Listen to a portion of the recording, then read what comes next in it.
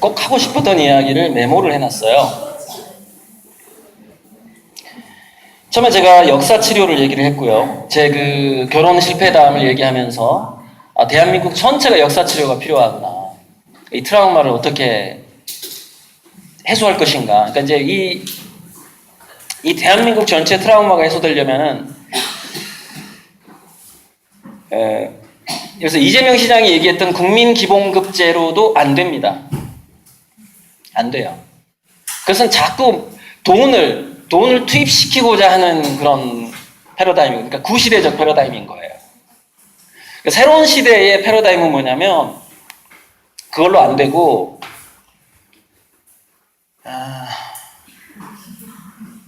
미래의 인권이라는 것은, 미래의 인권은 뭐냐면은 일이 아니에요. 그러니까 일에서, 간단하게 얘기하면 일에서 그냥 삶이나 여유나 놀이로 넘어가 버려요. 미래의 인권은.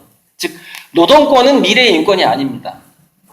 노동권이라는 것 자체가 아예 의미가 없어지게 돼요. 그러니까 자, 이겁니다.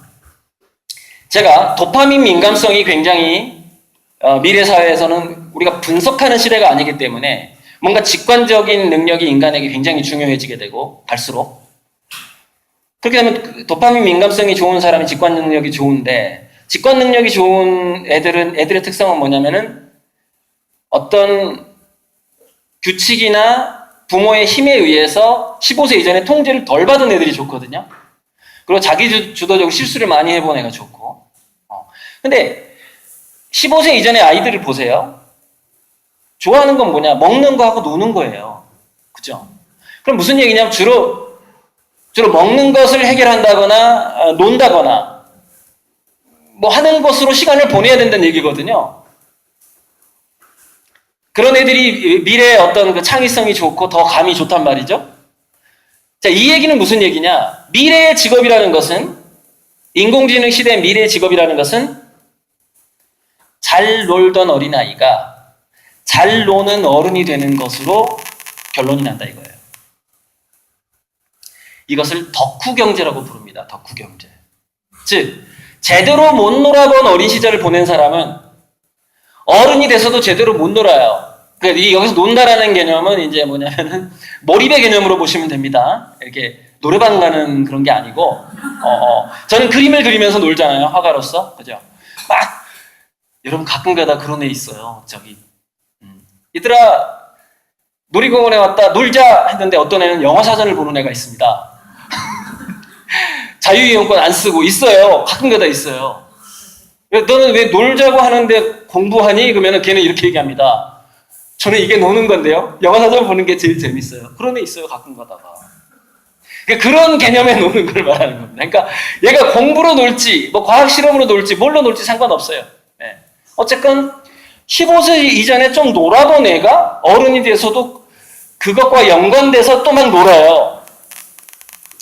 막 놀다 보니까 도파민 민감성이 굉장히 좋아지고 거기서 막 새로운 직장이 막 보이기 시작하고 니치가 보이기 시작하고 막 이러는 거예요. 즉 무슨 얘기냐? 미래지향적인 애가 되는 거죠. 그러니까 앞으로 뭐냐면은 이겁니다. 직업 중에서 부모님들이 현재 기억하고 있는 직업이라는 것은 과거에 있었던 직업이겠죠. 그죠? 근데 미래의 일이라는 건 뭐냐면, 왜 이게 일이 아니고 노는 거냐? 일이라고 명명된 순간 인공지능이 접수해버려요. 그 현상이 계속 발생하게 됩니다, 앞으로. 그러니까 일이라고 느끼는 순간 인간이 일이네 이거, 일이네 하면 사라져요. 아주 빠른 속도로. 그래서 아까 제가 보여드렸죠. 학벌과 자격증으로 보호받고 있는 직업은 없어진다. 자격증이 주어진다는 건 뭐예요? 그 인간들을 어느 정도 이렇게 수준을 만들어가지고 일을 시키겠다는 거 아니에요.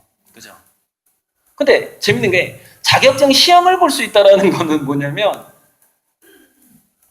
인공지능이 인간보다, 그러니까 지금 그 길병원에 와 있는 왓슨이라는 그 컴퓨터, 의사 진단 컴퓨터가 한 2분 정도 만에 파악할 수 있는 그 의료 논문, 의학 논문을 인간이 공부하려면 200년이 걸린다는 거예요.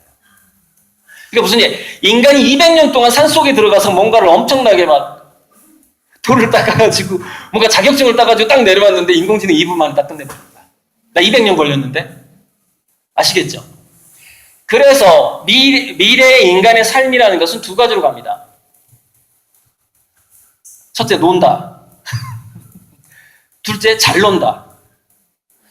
그냥 노는 사람과 잘 노는 사람으로 나뉘게 되는 거예요, 미래의 인간은. 근데 이 중에서 이제 노는 사람은 어떻게 그 국가가 놀게 해줘야 되는 거예요. 그죠? 그러면 뭐 놀 장소가 필요하죠? 놀 거리가 필요하죠? 그죠? 놀 돈이 필요하잖아요. 근데 대다수가 놀고 대다수가 그 세금을 안 내는데 돈이 어디서 나오냐고요? 돈이 어디서 나와? 돈이 안 나오죠. 그래서 기본소득제로는 안 되는 겁니다. 뭘로 가야 되느냐? 미래는 잘 노는 사람이 있고 그냥 노는 사람이 있는데 잘 노는 사람이 세금을 낼 가능성이 높죠. 왜? 잘 노는 사람은 계속해서 니치를 발견하는 두뇌를 가지고 있고 인공지능이 공부할 수 없는 일이라는 건 뭐예요? 새롭게 만들어지는 일인 거예요. 그러니까 잘 노는 사람은 계속 새로운 일을 만들면서 치고 나가는 겁니다. 그래서 뭔가 이게 예를 들어서 자격증이 생길만 하다거나 이게 익숙해질만 하면 인공지능한테 넘겨버려요. 넘기고 또 놀아요. 딴 데 가서 놀아. 그렇게 잘 놀아. 그게 이제 벤처가 되고 어떤 국가의 문화 사업이 되고 이제 그럴 거예요. 우리나라 같은 경우 게임 산업하고 문화 산업이 굉장히 중요하거든요. 어떤 우리나라의 그 수입을 만들어줄 수 있는. 자, 그런데 그냥 노는 사람은 놀 데가 있어야 되고 하기 때문에 국가 전체의 그 시스템 자체가 언제 어디서든 즐겁게 시간을 소비하는 방식으로 바뀌어버려요. 돈 안 들이고 시간을 소비할 수 있는 방식으로 바뀐다고요. 즉, 예를 들어서 놀이동산도 무료가 되고, 그 다음에 오프라인에서 그런 것들을 무료화하기가 힘들면 어떻게 될까요? 가상현실 속에서 자유이용권을 주게 됩니다. 가상현실. 그럼 몸이 좀 안 좋으면 운동할 수 있게 또 해주고. 그게 뭐냐면 그게 바로 활동권이라는 개념이에요. 그러니까 미래의 인권은 노동권에서 활동권으로 넘어가요.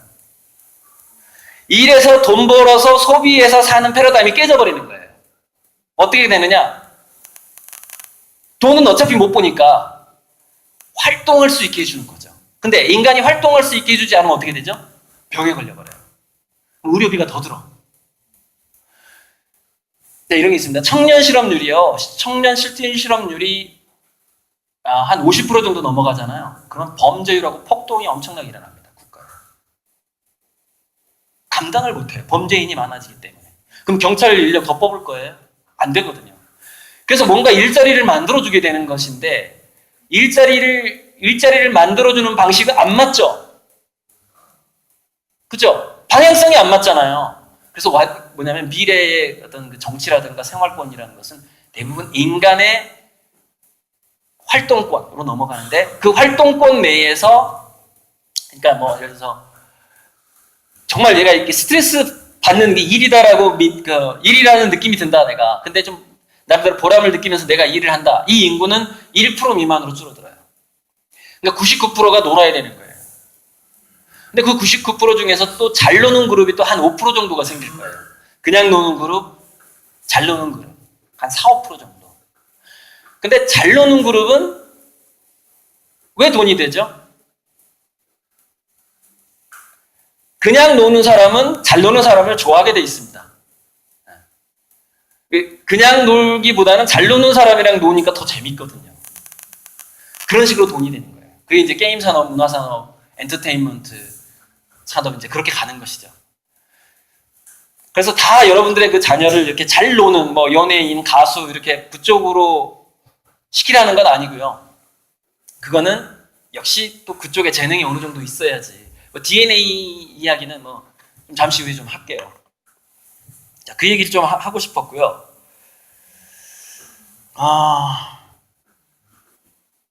자, 그 얘기로 마무리하면 되겠네요. 뭐냐면 아까 제가 전두엽이 이성이고 나머지는 거의 무의식, 감정과 무의식의 그 영역인데 이게 연결이 잘 돼야만이, 잘 되지 않는 사람은 우울증에 걸리게 되고 지행합의도 잘 안 되거든요. 그러니까 무슨 얘기냐면 어른이 돼서 이런 거죠. 이성은 뇌물을 받으면 안 돼. 도덕적으로 행동해야 돼. 권력을 남용하면 안 돼. 라고 얘기를 하는데 감정은 권력을 남용하고 싶은 거예요. 왜? 옛날에 쌓인 게 있거든. 옛날에 쌓인 그 열등감도 있고 자기가 당한 게 있어. 어떻게든 이걸 풀어야 돼. 그죠? 어떻게든 이걸 풀어야 되는데 그것을 이성과 감정이 잘 연결돼 있으면 그것을 상상으로 풀 수가 있어요. 상상력으로. 또는 문학적으로 이렇게. 영화 한 편 보면서 이렇게 풀 수도 있어요. 근데 어렸을 때 엄마 아빠가 인간 취급을 해버린 거야. 15세 이전에. 동물 취급을 해줘야 되는데 어느 정도 인간 취급을 딱 해버리면은 이성하고 감정이 연결이 잘 안 되잖아요. 그래서 이성에서 이래서 권력을 남용하면 안 돼, 뇌물을 받으면 안 돼라고 얘기를 하는데 감정이 말을 안 듣기 시작하는 거예요. 그렇게 자라버리면. 그래서요, 이게 대규모 조사에서 그게 뭐가 나왔냐면 유치원 때 억압을 받잖아요. 그러니까 유치원 때 예의 바르게 자란 애들이 청소년기에 일탈하는 확률이 더 높습니다. 교도소 가는 확률이 더 높아요. 그게 무슨 얘기냐? 자, 청소년기에 호르몬 더 많이 나오죠. 감정적인 충동이 더 올라가잖아요. 근데 10살 이전에, 그러니까 11살부터 18살까지 사춘기인데, 자, 두뇌를 좀 보면서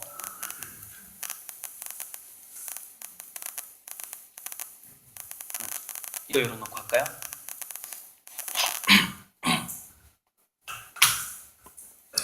자, 호르몬은 올라갔죠? 올라갔는데 10살 전후에, 그러니까 뭐 사춘기를 뭐 한 13살쯤이라고 봤을 때, 중학교쯤이라고 봤을 때 12살까지 자기 이성으로 자기 충동을 제어한 경험이 만약에 적다고 생각해 보세요. 즉, 자기 이성으로 자기 충동을 제어한 게 아니라 아빠의 완력과 엄마의 잔소리로 자기 충동을 제어해 왔다고 생각을 해보세요. 그럼 그게 자기 감정과 이성의 연결이 줄어들게 되고요. 반대로 뭐가 약해지냐면은, 자, 감정에서 일어나는 혼돈을 이성이 해석하는 기능이 꺼진 거죠. 그게 이제 과잉보호고, 잔소리고, 뭐, 규제, 규율 뭐 이런 거예요. 근데 이게 사춘기가 딱 되면은, 반대로 얘가, 이 전두엽이 15세쯤 되면은, 전두엽의 감정을 컨트롤하는 시기가 되거든요. 그때부터 잘못하면 교도소 가잖아요. 그죠? 근데 이게 고속도로라는 것은 일방통행이 아니거든요. 자동차가 이렇게도 가지만 이렇게도 오잖아요. 그래서 자기 감정을 타인에 의해서 감정적인 충동, 행동적인 충동을 부모나 타인에 의해서 컨트롤 받았던 사람은 자기 이성과의 소통이 적었잖아요. 그래서 15세 이후에 자기 의지대로 자기 행동을 통제하는 것도 안 되는 겁니다. 그게 고시 패스해도 안 돼요. 고시 패스해도 안 돼요. 외국에 가서 막 여대생 성추행하고 이러는 거예요.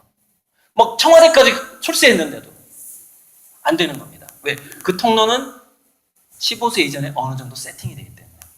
나이 먹는다고 이성의 명령을 몸이 말을 듣는 게 아니에요. 감정이. 그래서 제가 말씀드린 겁니다. 15세 이전에 인간 취급하면 얘는 나중에 동물이 될 확률이 높다는 거예요. 왜? 자기 감정을 그 작은 자기 이성으로 이해하고자 하는 노력, 그 노력이 나중에 인간을 만들기 때문에 그렇습니다. 그 싹이. 오늘 그 강의가 이쪽은 좀 아닌 것 같고 이제 두뇌로 좀 넘어가 보죠. 참 이거. 그래서 그게 이겁니다. 재밌는 거예요. 소년이 할아버지한테 성공이 뭐냐고 물어보니까 성공은 좋은 판단을 하는 거라는 거예요. 그래서 좋은 판단은 어디서 오냐? 그러니까 경험에서 온다는 거예요. 그럼 경험은 또 어디서 오냐? 그러니까 나쁜 판단에서 온다는 거예요. 즉, 나쁜 판단을 스스로 하고 스스로 반성하는 경험이 없으면, 자기주도적인 실수를 자기가 반성하는 경험이 없으면 걔는 뭐가 사라지죠? 경험이 없어지는 겁니다. 경험이 사라지는 겁니다. 경험의 정의는 뭐냐면은 나쁜 판단을 한 다음에 아차 하고 내가 그때 왜 그랬지라고 생각하는 게 경험이기 때문에 그래요.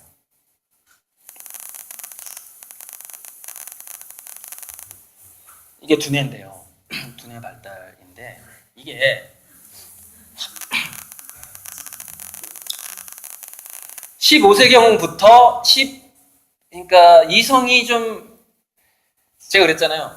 전두엽하고 전두엽의 그 힘과 전전두엽의 힘과 나머지 중뇌라든가 이런 어떤 나머지 두뇌 부위의 힘이 어느 정도 균형이 좀 잡히거나 어느 정도 좀 통제가 가능한, 즉 추상적인 어떤 이론이라든가 우리가 교육받을 때는 다 추상적인 이론이잖아요.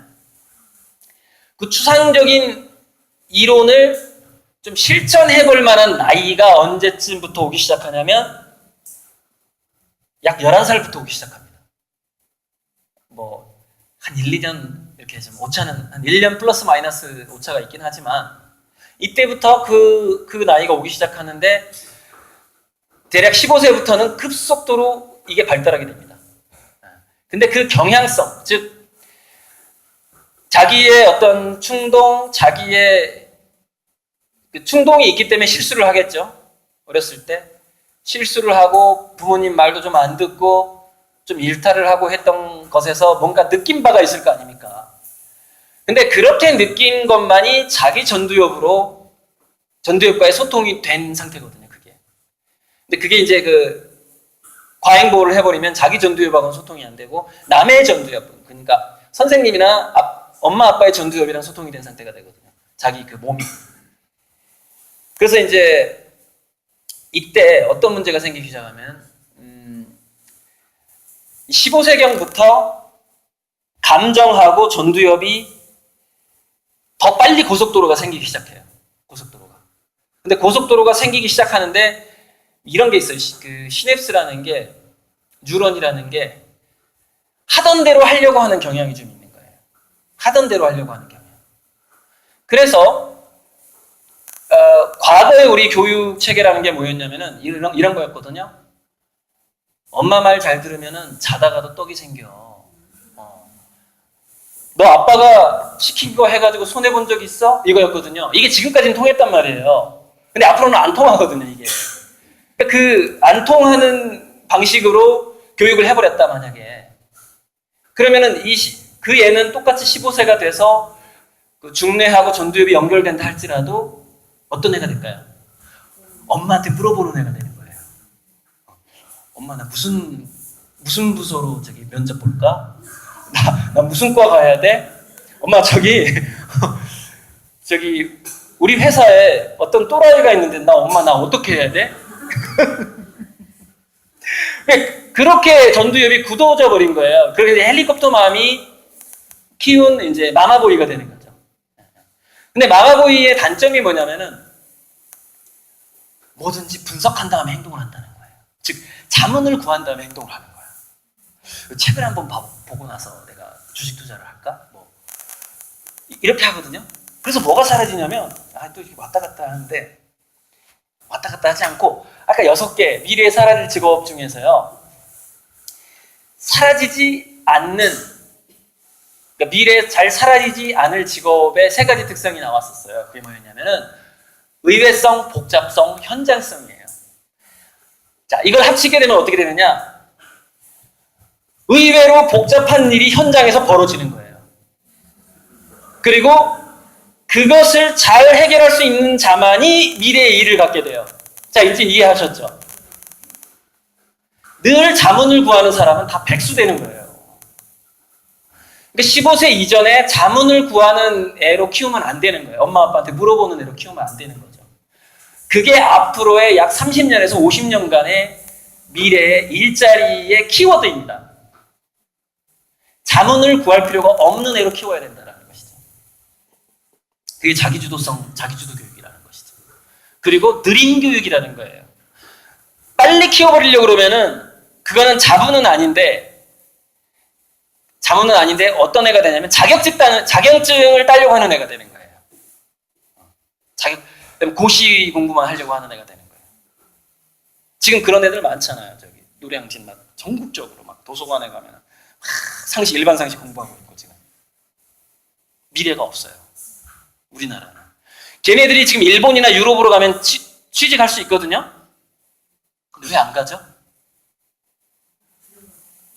네, 두려워해요. 도파민이라는 것은 창의성의 호르몬이고 자기주도성의 호르몬이고 호기심의 호르몬이고 하지만 또 하나 뭐냐? 배짱의 호르몬이거든요. 그러니까 도파민이 없는 사람은 의외성, 현장성, 복잡성이 약하고요. 또 하나 뭐냐? 미지의 세계를 가는 걸 두려워해요. 그러니까 충분히 취직할 수 있고 자기가 성공할 수 있는 루트가 있음에도 불구하고 확률이 낮다는 이유로 안 가요. 확률이 95%여야 되는 거야, 얘는. 그러니까 얘는 5%만 안 되는 거죠. 근데 재밌는 그 통계가 있는데요. 새로운 아이디어하고 새로운 시도가 기업계에서 나온 통계거든요. 새로운 아이디어하고 새로운 시도가 성공할 수 있는 확률이라는 게 있어요. 그게 대략 80년대는 20분의 1이었고요. 90년대 후반 2000년대까지 200분의 1이었고요. 지금 현재 계산을 해보니까 2000분의 1인 거예요. 무슨 얘기냐면은 자기 자신은 이렇게 생각하는 거예요. 이 특허라면은 장사가 잘 될 거야. 이 아이디어라면은 내가 창업을 하면은 투자자들이 줄을 설 거야. 이렇게 생각하는 사람들 굉장히 많거든요. 창업 지원센터 가보세요. 그죠? 그 다음에 어린애들이 이렇게 좀 특히 도파민이 많은 애들 자기가 뭐 하면 다 성공할 거라고 생각을 하잖아요. 도파민이 많은 애들이 또 창업을 지원하긴 해요. 전반적으로. 그런데 그렇게 자기는 반드시 성공할 거라고 생각하는 수많은 아이디어와 수많은 시도 중에 2000분의 1만 성공한다는 거예요, 지금. 무슨 얘기냐? 어차피 뭐냐면 자문을 구하는 애, 이렇게 잘한 애는 기본 평균 성공 확률이 2000분의 1이기 때문에 그게 200분의 1이어도 0.5%예요. 성공 확률. 1%가 안 돼요. 그게 90년대, 2000년대라니까요. 오래전, 20년 전. 0.5%에 도전을 할 것 같아요. 200분의 1이어도 도전을 안 해요. 자, 200분의 1이면 뭐냐면 지금 평균 성공률의 10배예요. 10배. 10배여도 도전 절대 못합니다. 왜? 엄마 아빠가 항상 성공 확률 50% 이상만 제시해줬거든요. 2분의 1이 아니면 안 돼. 그러니까 얘는 성공 확률이 51%가 아니면 안 되는 거야. 근데 실제 성공률은 0.05%예요. 0.5%. 그래서 어떻게 되느냐? 아무것도 못하는 애가 되고요. 해외 취업도 못하고요. 캥거루족이 되는 겁니다. 캥거루족. 자, 그 증거를 하나 보여드릴까요? 어디 나오나 모르겠네. 잠시만요. 안 돌아가네. 되나?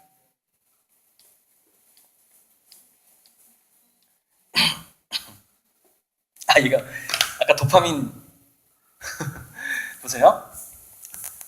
불공정, 공교육, 과잉보호, 배부르는 거 이거 나오죠. 이게 도파민을 떨어뜨리는 그 주요 심리적인 자극입니다. 이게 심리적인 주체적인 자극이죠. 다시 돌아가나요? 속도가 느린 건가?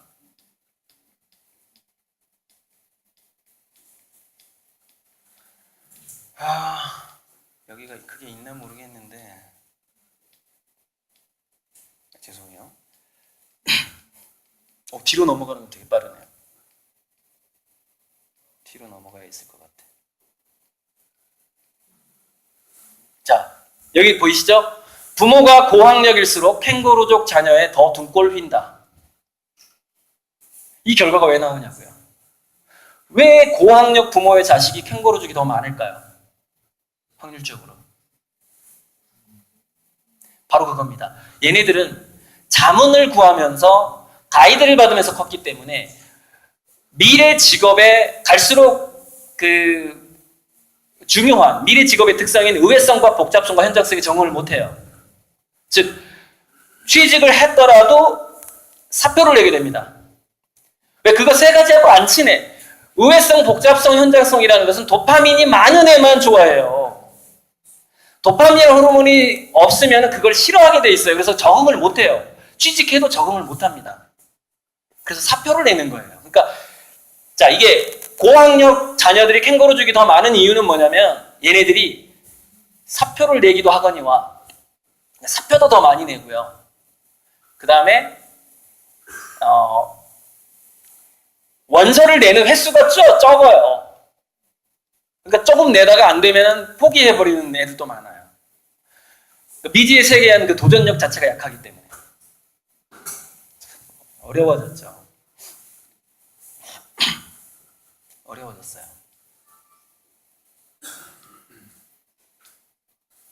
아까 그 두뇌 이거 좀 마무리하고 넘어갈게요. 자, 그런데 여기서 굉장히 이제 또 한 가지 제 연구 결과를 제가 도서관에서 내 아이를 위한 두뇌 사용 설명서를 쓰면서 제가 보통 책 한 권을 쓸 때는 책을 한 1000권 정도를 봅니다. 1000권. 그러니까 보통 책을 쓴 사람들이 책 한 권이 나오려면 50권을 본다고 하거든요. 50권. 근데 여러분들 제 책을 한번 보세요. 아, 이 사람이 정말 1000권 본 거 맞다. 이런 생각 딱 듭니다. 제가 이제 제대로 두껍게 쓴 책, 300~400페이지 쓴 거. 물론 이렇게 보급형으로 쓴 거 좀 10,000원짜리 책이 있는데 그건 에세이식으로 썼고 이렇게 가볍게. 근데 나머지는 정말 1000권의 내공이 다 들어가 있거든요. 그래서 도서관에 있는 교육학에 관한 책은 내가 모조리 읽고 나서 두뇌 사용 설명서를 써야 되겠다고 마음을 먹었어요. 읽던 중에 정말 놀라운, 정말 이 뇌과학이 정말 맞구나라는 걸 제가 깨달았는데, 어떤 교육학 책에 어떤 내용이 나오냐면요, 재밌는 내용이 나오는 거예요. 유럽에서 약 300년 동안 창의적인 결과를 남겨서 덕분에 또 물 한잔 해야지.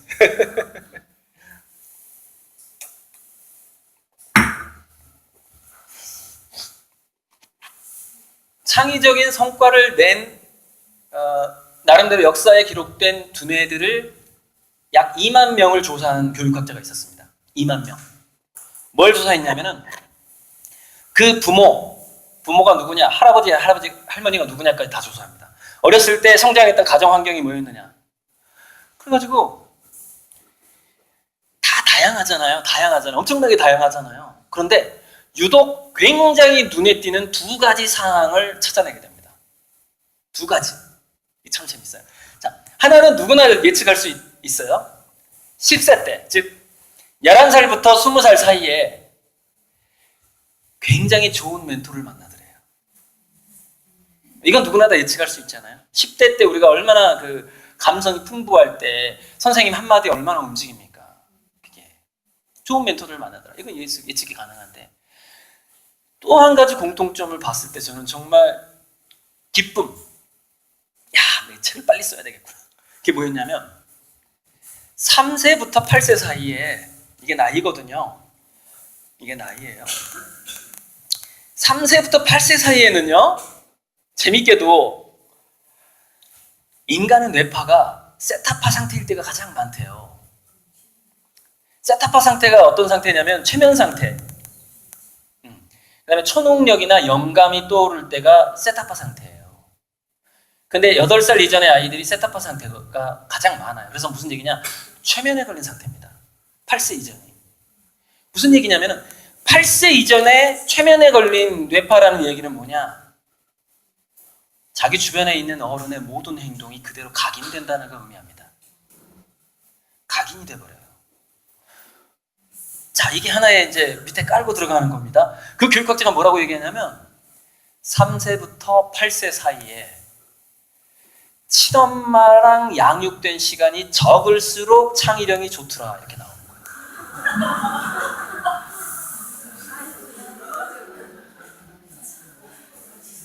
이게 어떻게 된 걸까요? 물론 걔가 애정결핍이 있을 수는 있어요. 그죠? 애정결핍. 근데 왜 유독 2만 명을 조사했는데 창의적인 사람, 그러니까 예전에는 창의적인 사람이 중요하지 않았다니까요. 그 연구가 중요하지 않았어요. 왜? 창의적이지 않은 사람이 더 잘 살았었으니까. 지금까지 우리 한국 누가 더 잘 살았어요? 줄을 잘 서야지 잘 살잖아요. 줄을 잘 서야 했잖아요. 근데 지금은 한국의 줄이 무의미해졌다니까요. 왜? 삼성도 구글에 줄 서고 있어요. 삼성폰의 특허가 구글 특허입니다. 여러분 운전할 때 GPS 특허 미국 특허예요. 인공지능 특허 중에 10,000개의 인공지능 특허 중에 6,000개가 미국 거고요. 3,000개가 일본 거고요. 약 700개가 중국 겁니다. 300개가 우리나라 거예요. 우리의 미래는 선진국의 선도 기업에 줄 설 수밖에 없는 상황입니다. 미래에 어떤 뭔가 돈 되는 거리가 있는 거는 다 우리 힘으로 어떻게 할 수가 없어요. 한국의 힘으로.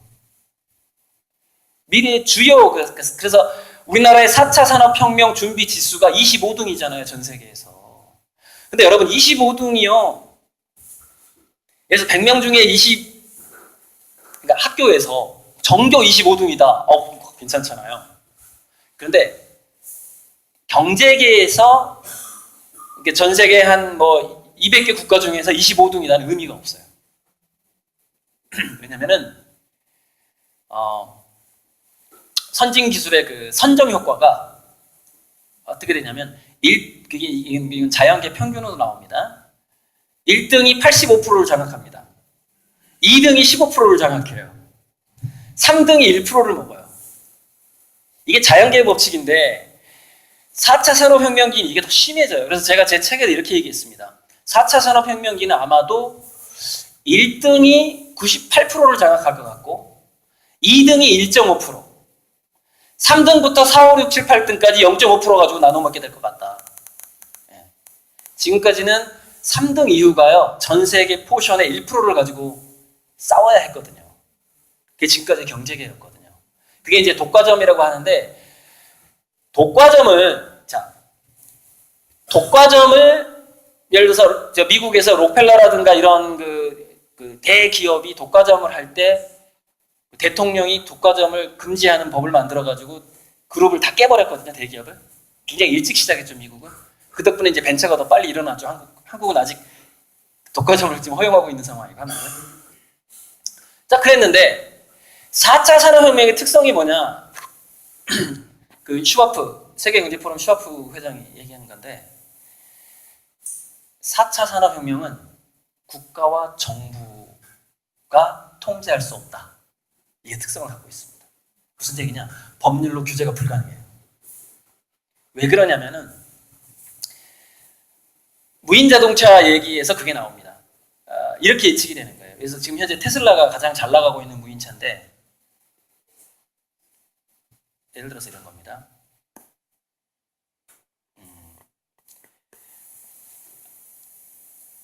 GPS를 인식하는 능력이라든가 또는 뭔가 특허들이 있을 때 더 효율적인 특허가 있거든요.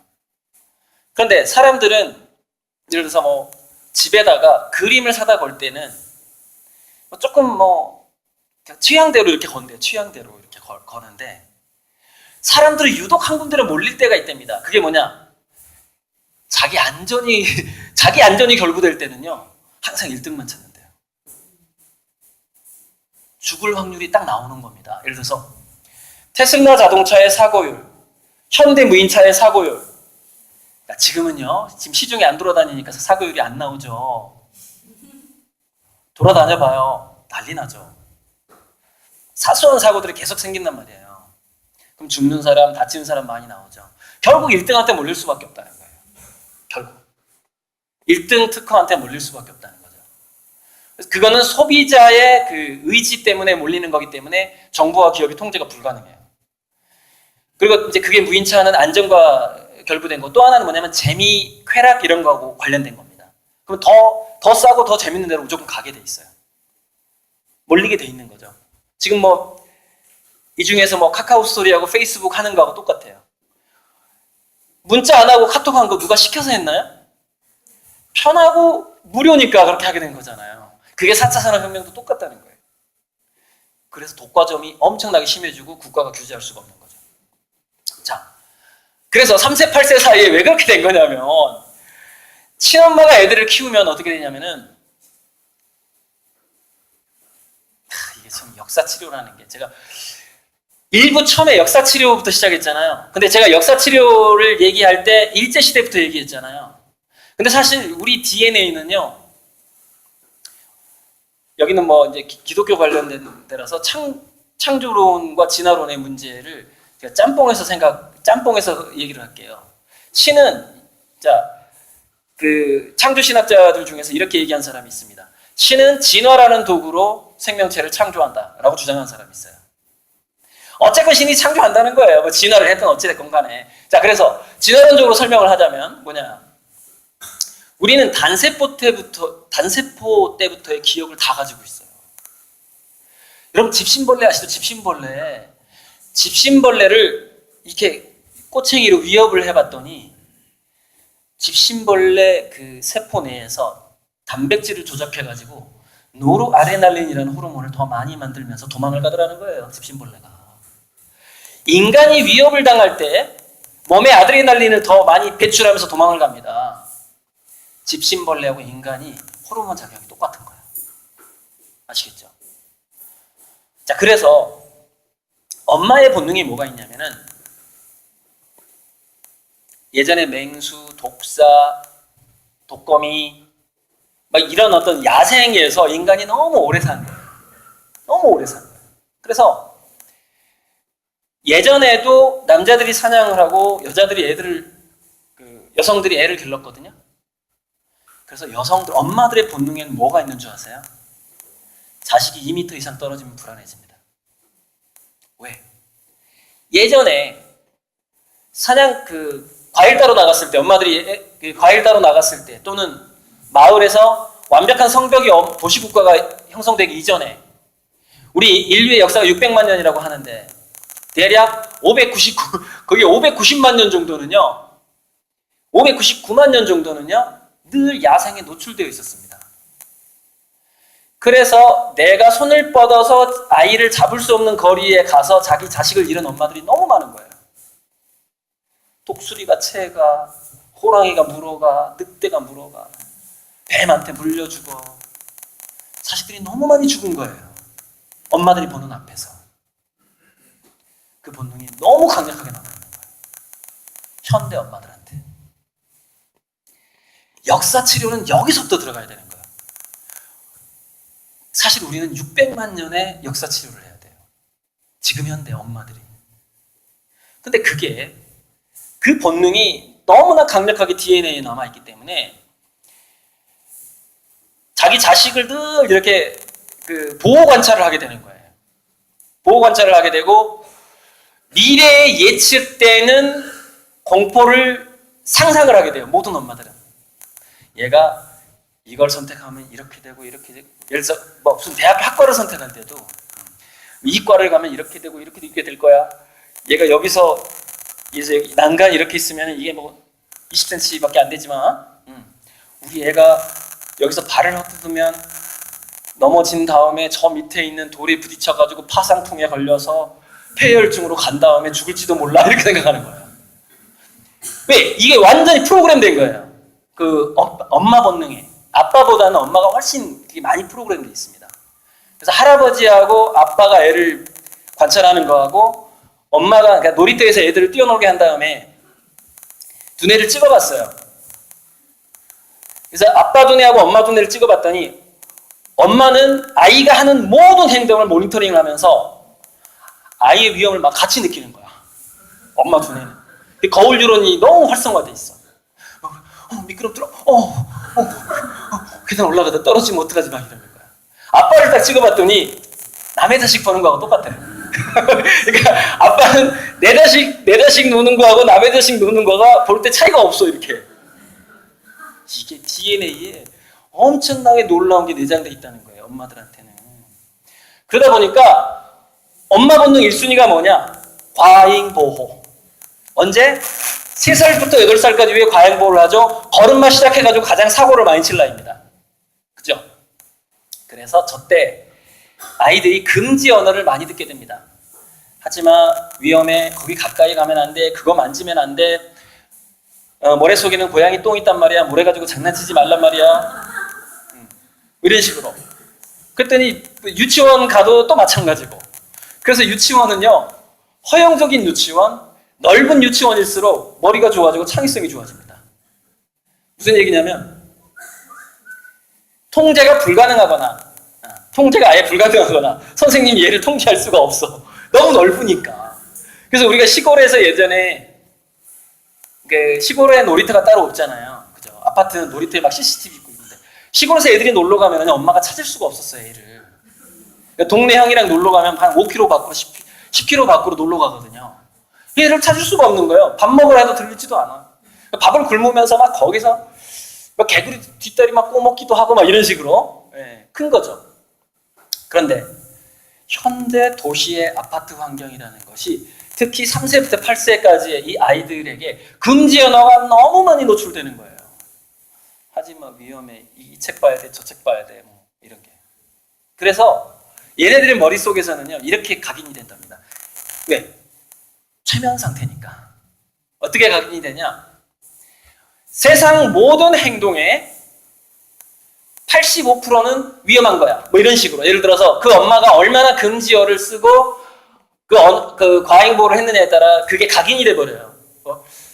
세상에 예를 들어서 25%는 허용이 되고 85%는 허용이 안 되는 거야. 뭐 이런 식인 거죠. 그게 이제 얼마나 허용했느냐의 문제인 거죠. 그럼 3살부터 8살까지 예를 들어서 엄마가 좀 많이 이렇게 좀 비교적 안전한 데서 그것을 태평농법이라고 하는 겁니다. 그러니까 잘 통제된 방목이라고 하는 거예요. 그러니까 극심한 위험이 없는 상황에서 풀어놓는 상태. 그래서 사실 평수가 넓어야 돼요. 집의 평수가 넓어서 집 안에서 사실은 숨바꼭질이 가능해야 돼요. 그래서 여러분 상류층 자녀들이 창의성이 좋은 이유가 뭐냐면요. 유치원 때 집에서 숨바꼭질을 하거든요. 2층 이모 집 옷장에 숨으면 엄마가 찾을 수가 없어. 집이 100평인데 정원이 한 200평이고 집이 100평이야. 예를 들어서 숨바꼭질하면 못 찾아요. 넓은 환경이 너무 중요한데 그래서 집안에서 얘를 가둬놓으면 안 되는 거예요. 저 어렸을 때. 잘 통제된 어떤 곳에 보내야 돼요. 그래서 유치원은 평수를 보고 보내세요. 그 원장을 보고 보내면 안 됩니다. 유치원은 그 유치원의 부지가 넓은가, 평수가 좋은가, 방이 많은가 이걸 보고 보내면은 그냥 안전합니다. 어쨌건 그래서 그게 뭐냐면은 도전의 확률이 돼버려요. 그러니까 3살부터 8살 때까지 금지 언어를 몇 퍼센트 일상생활에서 허용 언어와 금지 언어를 몇 대 몇으로 들었느냐에 따라서 그 아이가 몇 퍼센트 정도의 에너지로 미래에 도전하느냐가 결정이 돼버리는 거예요. 그래서 친엄마랑 양육되지 않은 애는 그럼 뭐냐? 금지 언어를 친엄마가 아닌 사람은 잘 안 써요. 왜? 남의 자식이잖아. 자, 그럼 아빠가 키운 애는 어떻게 되느냐? 아빠는 자기 자식이나 남의 자식이나 비슷하다니까요. 그래서 아빠가 애를 키우면 금지 언어를 더 덜합니다. 그러니까 어디 가려고 하는 걸 딱 막는다거나 하질 않아요. 그래서 여러분 3살부터 8살까지는요 가장 좋은 양육자가 할아버지래요. 할아버지. 그러니까 할머니도 위험해. 막 먹여. 할머니는 너무 많이 먹여. 아까 도파민. 배가 부르면 안 되는데 배가 불러도 계속 먹여. 이게 위험해, 할머니. 이게 위험하고 할아버지는 뭐냐? 자, 첫째, 남자의 특성. 남자는 자기가 배고프기 전에 자식을 먹이지 않습니다. 또 하나 이렇게 생각합니다. 할아버지는 이렇게 생각합니다. 놀다가 뼈 한번 부러져 봐야지. 이렇게 생각합니다. 자기가 과거에 보니까 팔 부러지고 뼈 막 부러지고 수술하고 한 사람들 되게 잘 살거든요. 잘 살아요. 이게 인간의 심리와 그러니까 심리적인 상처와 육체적인 상처가 두뇌를 찍어보면 똑같이 나와요. 똑같이. 그래서 이 얘기 참 제가 지금 10몇 분 남았는데 그 단적인 예를 말씀드릴게요. 모멸감의 언어, 폭력적인 언어를 들은 사람과 주먹으로 맞은 사람의 두뇌를 찍어보면 그 편도체 같은 데가 활성화되어 있거든요. 근데 모양이 똑같아. 우리 무의식, 즉 전전두엽 말고, 전전두엽이 이렇게 생각합니다. 나는 한 대 맞아서 슬퍼, 이렇게 생각하거든요. 전전두엽은. 근데 안쪽에서는 한 대 맞아서 슬퍼, 이렇게 생각하거든요. 근데 누가 욕을 했어. 우리 뭐 조상님을 욕을 했거나, 뭐 이렇게 나한테 못생겼다고 했거나, 뭐 여러 가지 욕을 했어요. 전전두엽은 이렇게 생각합니다. 내가 오늘 모멸감을 느꼈어, 이렇게 생각하거든요. 근데 안쪽의 두뇌는 어떻게 생각하냐면 이렇게 생각합니다. 나 오늘 한 방 맞았어, 이렇게 생각하는 거예요. 그리고 또 하나는 뭐냐면, 자, 왕따 현상. 그러니까 직장에서 누가 이렇게 수근수근거리는 걸 봤어요.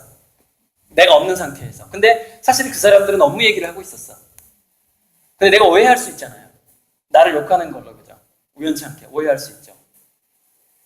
그때 인간의 몸은 코르티솔이라는 게 짜증 물질이 확 나오거든요.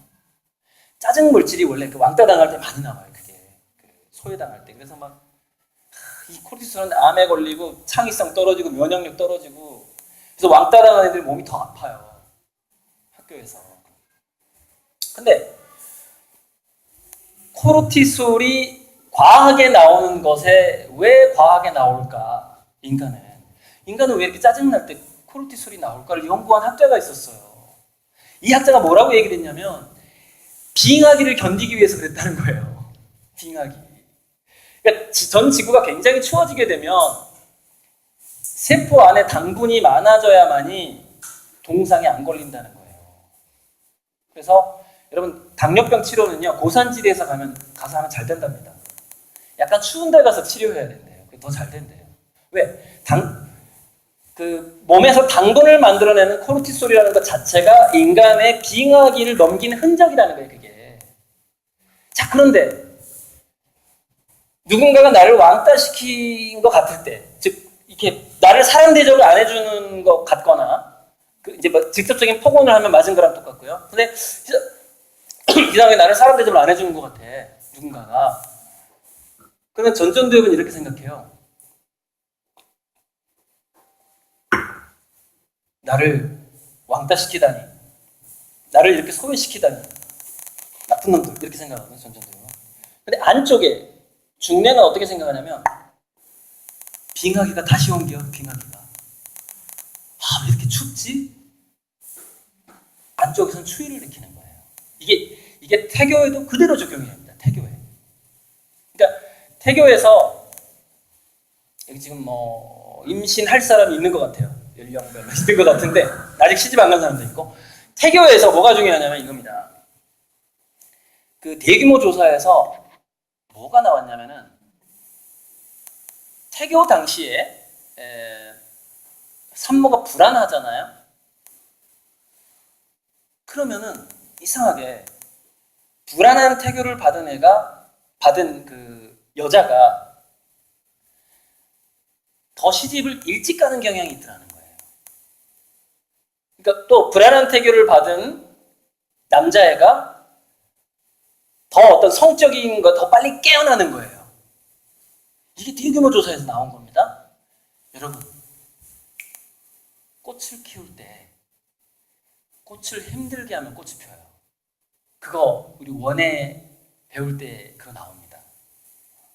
열매를 맺을 때 너무 편안하고 비료를 막 많이 주잖아요. 꽃이 늦게 펴요.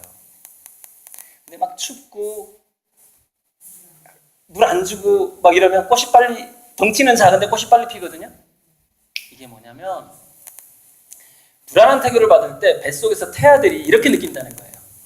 세상은 빙하기이거나 굉장히 살기 힘든 곳인가 봐, 이렇게 느낀다는 거예요. 그래서 그거를 태아들은 어떻게 느끼냐면 밖에 나가면 목숨 부지하기가 힘들겠구나, 이렇게 느낀대요. 제가 이제 말로 하니까 그렇지 이게 호르몬의 언어라는 거예요. 그러니까 엄마가 태아한테 전달해주는 호르몬의 언어입니다. 그래서 얘는 DNA를 어떻게 바꾸냐, 빨리 성교해가지고 이 새를 낳아야 되겠구나, 이렇게 DNA를 바꿔버려요. 그래서 사춘기 때 자꾸 그 남자 여자만 막 머릿속에 떠오르는 거야. 얘 머릿속에는. 책이 도저히 보이질 않아. 11살만 넘으면. 남자 여자 막 사귀고 싶으면 미치겠는 거예요. 불안한 태교받으면 그렇게 돼버립니다. 이거는 그 집에 아무리 잘 살고 못 살고를 떠나서 이 엄마의 정서가 얼마만큼 중요한가의 문제인 거예요. 그게 이제 마시멜로 실험하고 좀 통하죠? 무슨 얘기냐? 안정적인 태교를 받아야만이 만족지연 능력이 생긴다는 거죠. 그거랑 똑같이 우리 그 중내 쪽은 어린아이의 모습을 가지고 있단 말이에요. 뱃속에 있는 태아의 그 두뇌를 아직도 그대로 가지고 있어요. 그래서 왕따를 당할 때 빙하기로 생각을 하고 몸에서 당분을 더 많이 만드는 코르티솔을 만들어내는 겁니다. 그래서 관계에서 소외를 받을 때 내가 사랑을 덜 받는다고 느낄 때 사람은 당분이 더 많이 만들어지는 쪽으로 가게 되고 면역력이 떨어지게 되고 이상하게 물만 먹어도 살이 찌게 됩니다. 그러니까 이제 먹는 양에 비해서 이상하게 살이 찌는 거예요. 그 사람은. 그것을 당분으로 만드는 것을 더 열심히 하는 거예요. 우리 집사람 좀 사랑 좀 해줘야 되는데 살이 좀 많이 찌고 있어요. 이걸 알면서도 이게 지행합일이 안 되니까 이거 미치겠네요. 이거. 이제 뭘로 좀 마무리를 해볼까요? 그래서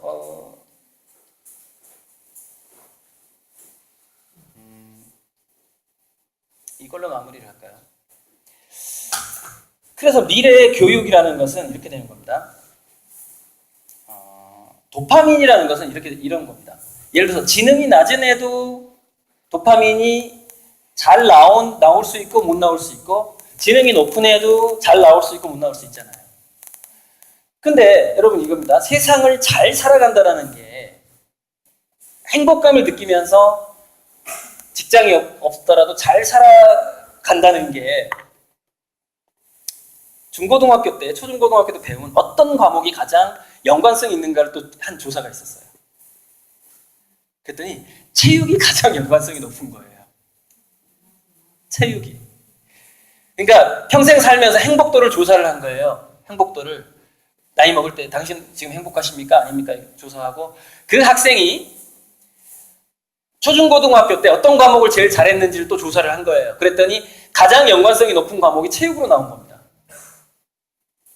왜 그럴까요? 운동할 때 두뇌에서 근육을 움직이게 만들어주는 호르몬이 또 도파민이에요. 그래서 인간은 몸을 자기 뜻대로 움직일 때 도파민이 더 활성화될 수밖에 없습니다. 그래서 운동을 하면 머리가 좋아진다는 얘기가 그래서 거기서 나오는 거예요. 도파민은 또 뉴런과 뉴런을 더 건강하게 해주고 더 연결시게 만들어주거든요. 그래서 왜 우등생들 공부 비법 중에서 보면은요, 특히 암기력 측면에 있어서 시간 내서 운동을 했다는 얘기가 꼭 나와요. 시간 내서 운동을 하지 않으면 공부의 효율성이 안 올라가는 거예요. 안 올라가는 거죠. 그래서 운동만 열심히 하다가 다리 부러져가지고 고시 준비하잖아요. 합격을 더 빨리 합니다. 얘는 도파민 자체가 좋거든요. 운동할 때 나오기 때문에. 그러니까 어쨌건 그 도파민이 여러분 또 이런 게 있어요. 지금까지는 학벌이라든가 이런 어떤 그 학연지연 혈연이라는 그 기득권층의 자기 그 연관된 사람들을 키워주는 경향이 있었잖아요. 그걸 뭐라 그러죠? 그걸 보험 든다라고 하는 거예요. 보험 든다. 나 퇴직한 다음에, 그죠? 전관예우 이렇게 부르기도 하는 것이고. 그렇게 했기 때문에 그것도 하나의 뭐냐면은 창의성과 상관없이 과거에 사람들이 출세길이 열리는 것이 창의성과 상관없었던 이유 중에 하나예요. 그게 전관예우, 보험 드는 거. 즉 내가 은퇴한 다음에도 나를 챙겨줄 고인용봉자가 있거나 아니면 권력자가 있어야 되는 거죠. 그래서 자기 후배를 키워주는 것이죠. 그래야 자기를 돌봐주니까. 그렇죠? 자기를 감옥에 안 보내니까. 그죠? 감옥에 가기 싫어서 이렇게 후기자 키우는 사람들 많잖아요. 자, 그런데 이게 깨져가기 시작하고 있거든요. 점점 우리나라가 공정해지고 있거든요. 근데 이게 그러니까 카르텔, 도움을 드는 경향이 많은 데가 공직자 사회라 계급 사회가 많아요. 계급 사회. 근데 그 정관예우라든가 이렇게 자기가 노후 대비를 하기 위해서 후계자를 키우는, 즉 자기 꼬동을 키우는 그런 게 많은 데가 그런 조직 사회가 많고, 이게 가장 없는 데가 있습니다. 그게 가장 없는 데가 장사꾼의 세계예요. 소비자의 마음을 사야 되기 때문에. 그죠? 계급으로 어떤 소비자의 마음을 사는 건 아니라 결과물, 음식의 맛이라든가 이런 식으로 그 소비자의 맛을 사거든요. 그리고 서비스를 해야 되고, 그죠? 그러니까 자식한테 가게 물려주면 꼭 가게 망하잖아요. 그죠? 그죠? 관계가 없죠. 어떤 공무원 사회가 틀리죠. 자, 그래서 그 돈을 잘 벌고 잘 사는 사람들하고 장사꾼들 중에서 학력하고를 이렇게 또 비교 조사한 게 있거든요. 그랬더니 초등학교를 안 나온 사람 중에서도 부자가 많고, 뭐 초등학교만 나온 사람 중에서도 부자가 많고, 중학교만 나온 사람 중에서도 부자가 많은 거예요. 고학력자가 다 돈을 많이 벌 줄 알았더니 그게 아닌 거예요. 지금까지 왜 행복이 성적순이었죠? 그 카르텔 때문입니다. 즉 성적이 좋으면은 괜찮은 학연을 딸 수가 있었고, 괜찮은 직장을 잡을 수 있었고, 그러면은 자기를 보호해주는 사람이 생겼거든요. 그래서 지금까지는 사실은 행복은 성적순이인 게 많았죠. 근데 앞으로는 그게 아닙니다. 그게 사라져버려요. 왜 사라지죠? 아까 제가 말씀드렸죠. 학벌하고 자격증이 사라지기 때문이에요. 학벌하고 자격증이 사라져요. 그래서 이게 지금 미국의 어떤 벤처기업 같은 데서는 입사 시험을 볼 때 고장난 의자를 고치는 시험을 최종 면접으로 봅니다. 최종 면접으로. 이론으로 안 봐요. 임기응변 능력을 보는 거예요. 그러니까 지금의 기업이라든가 공직사회에서 그 살아남는 공무원이 되려고 해도 임기응변 능력이 좋아야 돼요. 앞으로. 이게 다 창의성하고 연관된 겁니다. 그래서 이렇게 평균적인 인간, 무난한 교육, 교양, 독서 이런 식으로 애를 키웠던 게 뭐냐면은 행복은 성적순이었을 때 저렇게 키우는 거예요. 근데 그게 아니었을 때는 어떻게 가야 되냐면은 도파민으로 가야 되겠죠. 도파민은 언제 가장 많이 나오냐면은 아이가 선택한 것을, 또는 아이가 선택하는 거하고 잘 맞는 게 아주 안 맞을 수 있거든요. 일치하지 않을 수 있는데 우선순위는 선택한 겁니다. 아이가 선택한 거예요. 두 번째가 아이가 잘하는 거예요. 근데 왜 우선순위가 아이가 선택하는 거여야 되냐면은 재능이 없는데 그걸 선택한 경험을 꼭 해봐야 돼요. 자기가 거기서 1, 2, 3등을 할 수 없는데 그것을 선택한 경험을 해봐야 된다고요. 그게 나쁜 판단이고 그게 경험입니다. 충동적으로 선택을 하죠. 15세 이전에. 그죠? 자, 대학교의 그 학과를 자기 적성에 안 맞는 걸 선택할 수도 있죠. 그죠? 지금은 그런 게 더 필요한 시대가 돼버린 거예요. 그런 게. 그게 방목하면서 얘가 선택 잘못했구나 하면서 후회하기도 하고 막 이런 게 필요한 건데, 자, 그렇게 되면은 이렇게 되는 겁니다. 아이들이 두뇌가 유형이, 자, 저쪽은 몸 쓰기를 좋아하는 유형, 이쪽은 머리 쓰기를 좋아하는 유형입니다. 근데 이렇게 십자가로 이렇게 좌우로 나뉘고 그 다음에 상하로 나뉘는데, 몸 쓰기 좋아하는 애, 머리 쓰기 좋아하는 애. 이게 또 남녀 간에 좀 약간 비율이 달라요. 또 하나는 다양성을 좋아하는 애, 아니면은 이렇게 선택한 것을 집중하기 좋아하는 애, 또 이렇게 나뉩니다. 그러니까 이쪽을 자폐형 두뇌라고 하고, 다양성을 좋아하는 두뇌를 ADHD형 두뇌라고 하는 겁니다. 근데 몸쓰기 좋아하는 애들이 ADHD형 두뇌가 더 많아요. 그래서 그 두뇌 유형에 맞게 즐기게 해줘야 되는 거죠. 그러니까 얘가 선택을요, 자기가 1, 2, 3등 못할 걸 선택을 한다 하더라도요, 대체로 자기 두뇌 유형에 맞게는 선택을 합니다. 대체로. 그래서 그것을 엄청나게 즐겼는데 언제 이걸 예를 들어서 뭐 그게 뭐 피겨 스케이팅이든 운동이든 또는 뭐 공부든 간에 공부가 팔자가 아닌 애가 있잖아요. 그걸 깨달은 나이가 언제냐면 14, 15세 때 깨달아요. 아, 나는 공부가 아니구나. 그럼 나 여행 작가나 돼볼까? 근데 공부가 아닌 걸 알면서 엄마가 내쁜 거야, 엄마 아빠가. 내가 공부가 팔자는 아닌 것 같은데 지가 한번 선택하고 해본다고 하니까 좀 냅둬보자. 그러면 걔는 도파민이 유지된 상태로 나이를 먹게 됩니다. 근데 야, 너 엄마 아빠가 봤을 때 너 DNA가 그거 아니야. 너 이거 해야 된단 말이야. 라고 아이의 그 최초의 자기 결정성이라고 하거든요. 그 선택권을 무시하게 되잖아요. 그럼 도파민이 확 반감해버려요. 만족지역 능력 떨어지고요. 지속성이 없어, 지속성이. 그리고 문제는 뭐냐? 반성을 할 줄 몰라. 그러니까 가이드라인을, 방향성을 어른이 정해주면 왜 반성을 못하냐? 반성을 해야 되는데 쓰는 에너지가 따로 있고요. 원망하는 데 쓰는 에너지가 따로 있는데 사람은 이거 두 가지를 동시에 못하더라는 거예요. 그러니까 엄마가 그거 골라줬는데, 엄마가 그 학과 골라줬고 이거 하라고 해서 영어 수학 학원 가라고 해서 내가 갔는데 지금 이렇게 취직도 못하고 이렇게 있잖냐. 이건 원망하는 마음이죠. 그죠? 근데 또 하나, 엄마가 막 이거 하라고 저거 하라고 했고 내가 이쪽으로 간다고 했는데 막 이렇게 엄마 아빠가 막 뜯어 말렸는데 결국 그 일을 했어, 그 사람이. 근데 잘못됐어. 그럼 반성을 하겠어요, 원망을 하겠어요? 그겁니다. 인간의 두뇌는 도전과 반성을 할 때만 근본적인 변화가 일어난다는 거예요. 무슨 얘기냐? 자기 팔자를 바꾸고 자기 부모로부터 타고난 DNA를 바꾸려면은 무조건 도전과 반성으로만 바뀌더라는 거예요. 두뇌의 변화가. 안 그러면 안 바뀝니다. 즉, 부모보다 더 잘난 자식은 나오기가 힘들어요. 도전과 반성이 없이는. 자, 이거는 뭐냐면, 그래서 지금은 평균적인 교육을 조금 벗어나서 깊이 파는 애들은 한 종류의 책만 보게 해줘도 된다는 얘기예요. 넓게 파는 애들은 서점에서 책을 훑어보든지 도서관에서 훑어보든지 아니면은, 근데 또 얘가 또 책을 사서 보길 좋아하네? 그러면은 사서 줬는데 꼭 앞에 3페이지만 보고 안 봐. 소지하고. 그래도 사줘야 돼. 왜? 걔는 사실 이렇게 쭉 훑어보거든요. 걔는 그런 식으로 자기 장점을 만들어가고 발전시키는 애이기 때문에 그래요.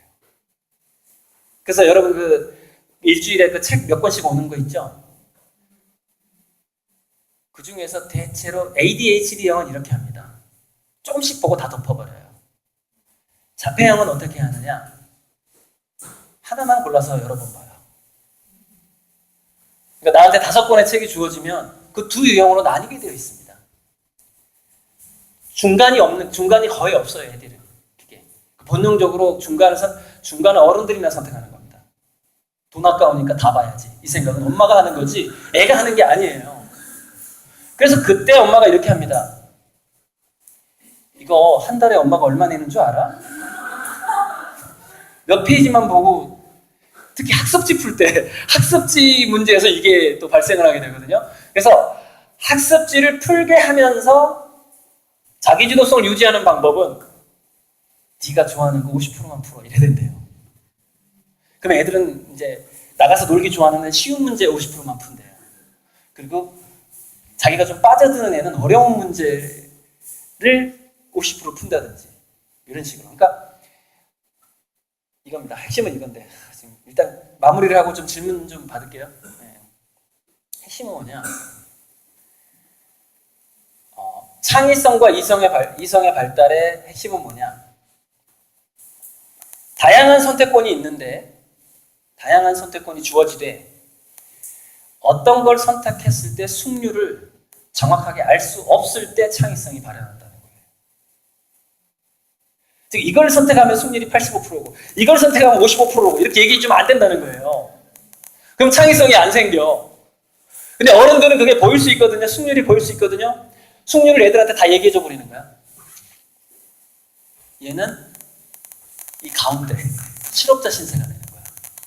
왜? 걔는 현장성, 복잡성, 우회성, 그 다음에 창의성의 그 핵심거리를 기를 기회가 없어. 부모가 승률을 얘기해줘 버리니까. 그래서 다양한 선택지가 있는데 이 승률이 애매모호해. 뭐가 더 좋은지 잘 모르겠어. 그때 과감하게 선택하는 게 뭐죠? 그게 도전입니다. 선택했는데 승률이 0.0005%야. 내가 선택하지 말았어야 할 길이야. 해보니까 이건 아닌 것 같아. 그래서 애들이 그러잖아요. 뭐 피아노하고 좀 다니다. 엄마 피아노 힘들어. 엄마 힘들어 이러잖아요. 근데 그걸 언제까지 허용해 줘야 되냐면 약 10살에서 14, 5학년까지 허용을 해줘야 돼요. 4학년, 5학년 때까지. 왜 그러냐면은 전두엽이 아직 충분히 연결되지 않았기 때문에 얘는 그냥 몸으로 생각하는 거예요. 몸이 힘들면 안 하게 되는 거죠. 그래서 이제 학원 선택도 상당히 중요하죠. 그래서 학원은 어떻게 하는 줄 아세요? 이게 참 엄마들의 문제인데 학원은 성과로 보여주려고 해요.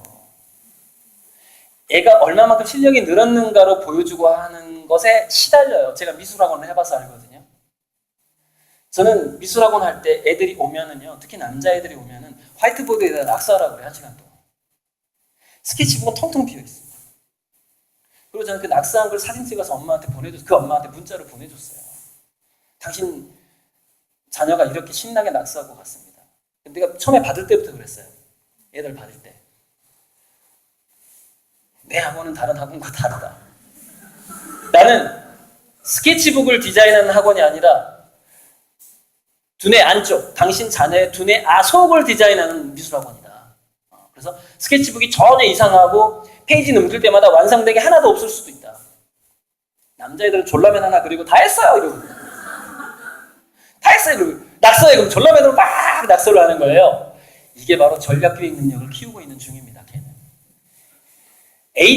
이런 통계가 있거든요. ADHD형은요, 되게 시장 친화적입니다.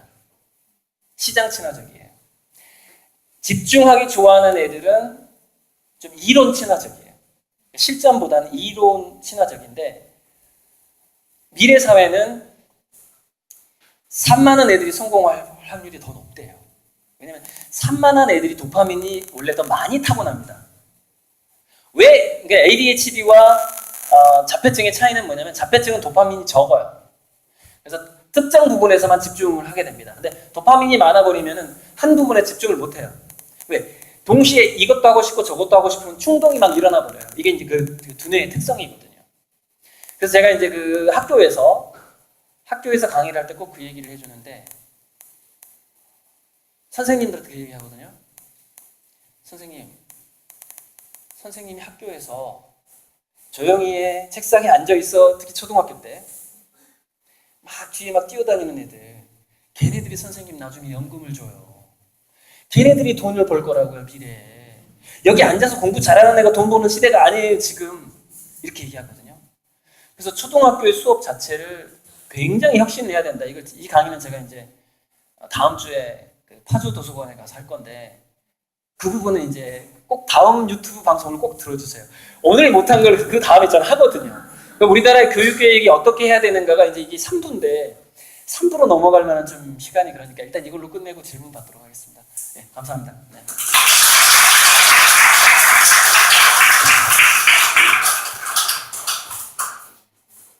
좀 오버했어요. 네, 질문